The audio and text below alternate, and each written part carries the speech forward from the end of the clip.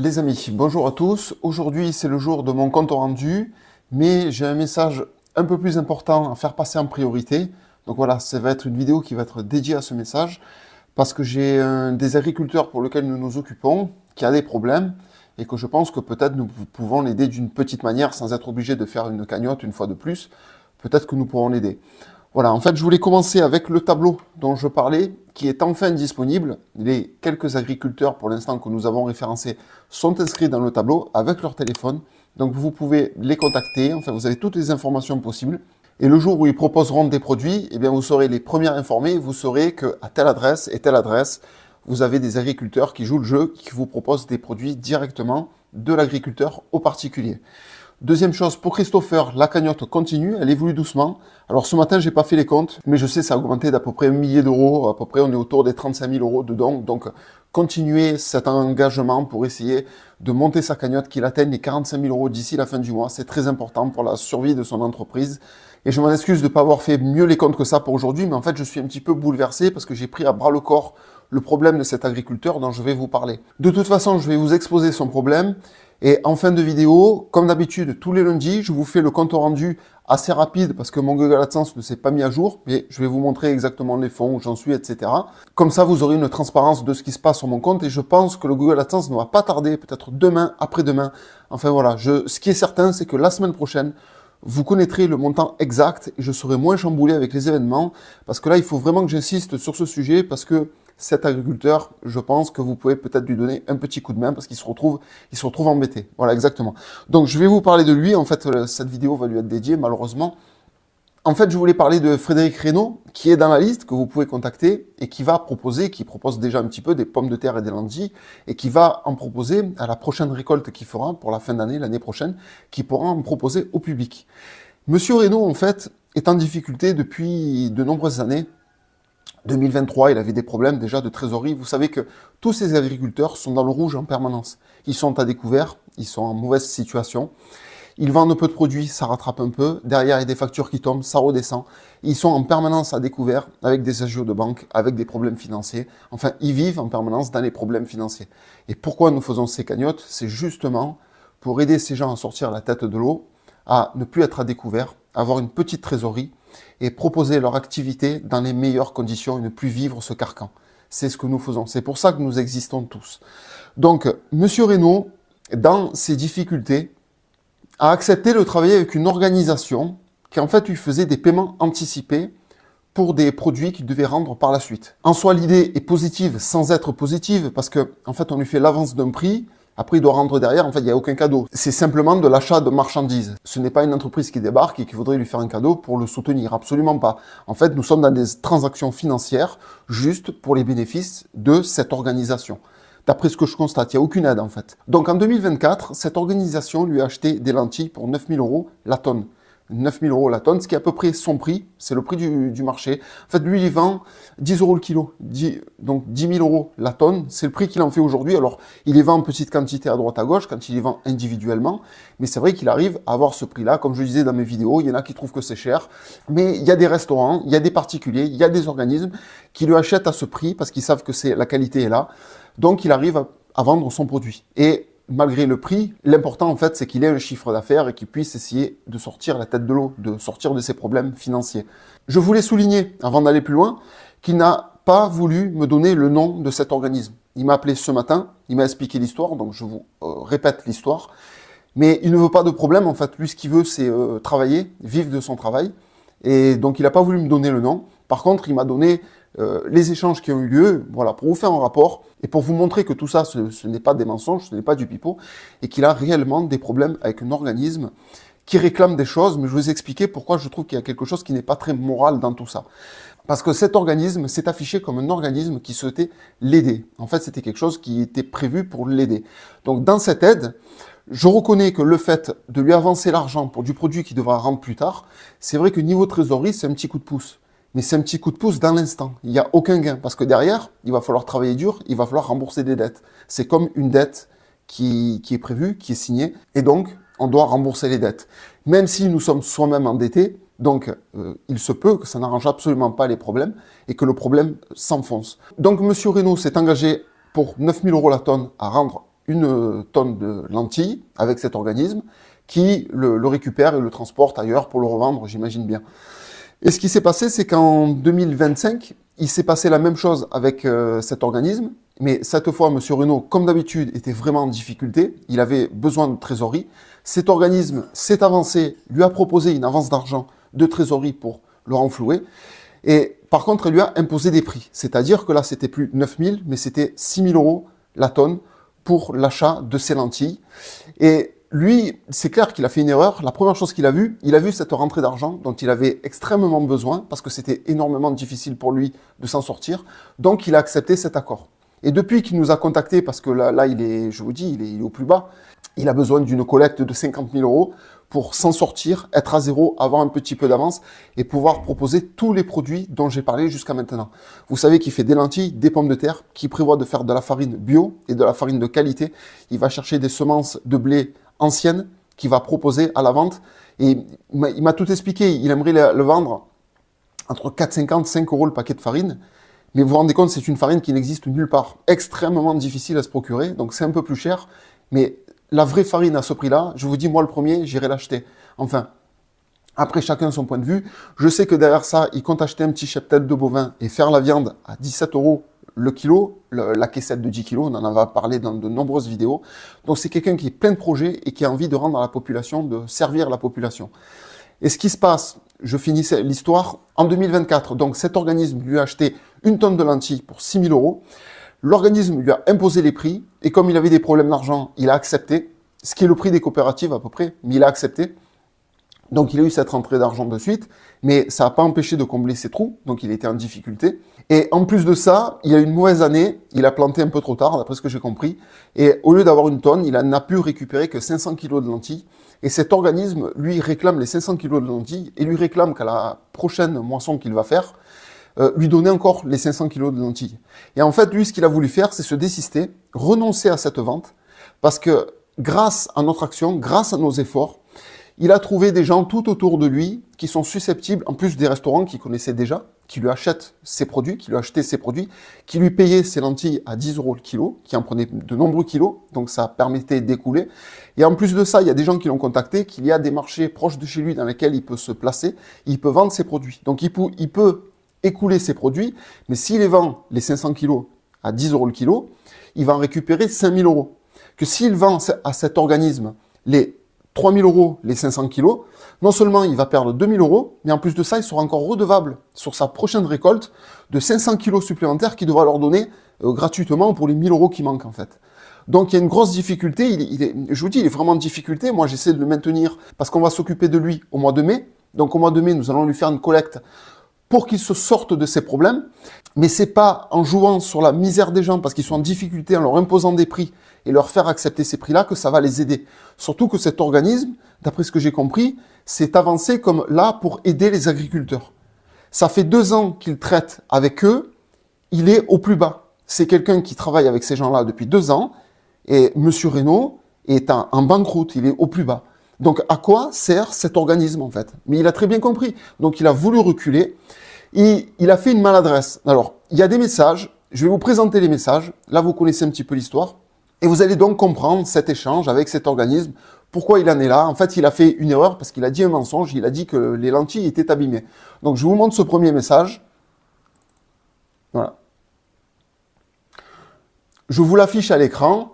Voilà. Bonsoir, il y a eu un accident. Une gouttière sur l'hangar a altéré les lentilles. Donc, dans les mois à venir, je vous rembourserai les 6 000 euros d'avance de lentilles de 2025 et les 1 600 euros de pommes de terre dus, ce qui fait 7 600 euros. Bonne soirée. Bon, là, il s'est même engagé pour les pommes de terre alors qu'il n'était pas obligé 1,60 € le kilo de pommes de terre. Pourquoi pas, si cet organisme les veut, qu'il les vende aux particuliers 1,50 ou 1,60 là, je veux dire, là, il n'y a aucune différence. Là, c'est pas ça le problème, en fait. Donc, voilà, il a eu une réponse de cet organisme qui lui dit, vous me dites que vous avez tout perdu ou tout vendu, point d'interrogation. Donc, il se pose des questions. Mais voilà, il a donné un mensonge, mais je vous dis, il y a son téléphone dans le tableau, vous pouvez l'appeler, vous allez voir le genre de personne que c'est.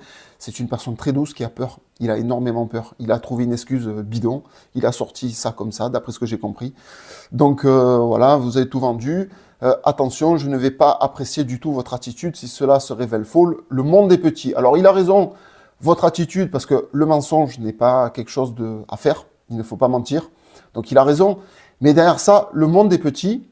Alors là, c'est une question à se poser, un organisme qui vous répond que le monde est petit, qu'est-ce que ça veut dire? Ça, c'est une question que je me pose. Surtout, d'après ce qu'il m'a dit, c'est un organisme qui était là pour essayer de l'aider. Est-ce qu'avec des propos pareils, vous aidez les agriculteurs? Je ne sais pas du tout. Alors, je pense que vous me mentez, vous avez tout vendu. Donc apparemment, voilà, la personne, la référente de cet organisme a compris qu'il y avait un problème. Donc, deuxième message, la suite. Alors non, je ne crois pas. Demain, je trie tout ce qui est abîmé. Regardez ce qui n'a pas été endommagé. Vous voyez, il s'est enfoncé dans son mensonge. Parce qu'il me l'a dit, il m'a expliqué, il m'a dit non, mais je ne savais pas comment annoncer ça. Bon, voilà, c'est une maladresse malheureusement. Mais après, il s'est rattrapé, heureusement. Alors, si vous voulez qu'on vous croie, il faudra des photos. Sinon, on considérera que c'est du vol pur et simple. Là, je considère que cet organisme a raison. Donc, il a répondu, monsieur, je vous dois la vérité, mon entreprise est en extrême difficulté. De ce fait, je préfère vendre mes lentilles au marché et aux particuliers à 10 € le kilo. Et je souhaite vous rembourser dès que possible les 6 000 € de lentilles dans les 3 mois. La survie de mon exploitation en dépend. Voilà, il m'a expliqué dans les 3 mois parce qu'il compte sur la cagnotte. En fait, si nous lui dégageons cette cagnotte, ben, il pourra rembourser ses 6 000 €, rentrer une trésorerie, combler ses découvertes. Et là, il n'aura plus de dettes envers personne, il pourra travailler, il pourra vendre ses lentilles au prix que lui le souhaite pour gagner sa vie. C'est ça le but en fait. Nous voulons que les agriculteurs vendent le produit au prix de revient que ça leur coûte. Donc voilà, cet organisme ne voit peut-être pas la chose de la même manière, je ne sais pas. Alors troisième message, voilà, donc apparemment ils l'ont mal pris. Voilà la vérité, remboursez-nous quand nous avons acheté ces lentilles il y a 18 mois. Et nous ne sommes pas une banque, votre démarche est abusive, vraiment, bon, ils ne sont pas contents parce que justement, ils reculent, hein, ils ne veulent pas livrer les lentilles. Et voilà, dernier message, le remboursement devra intervenir sous 15 jours, vous avez suffisamment abusé de notre confiance, au-delà, le prix augmentera. 18 mois d'abus, c'est une honte, vous n'avez aucun honneur.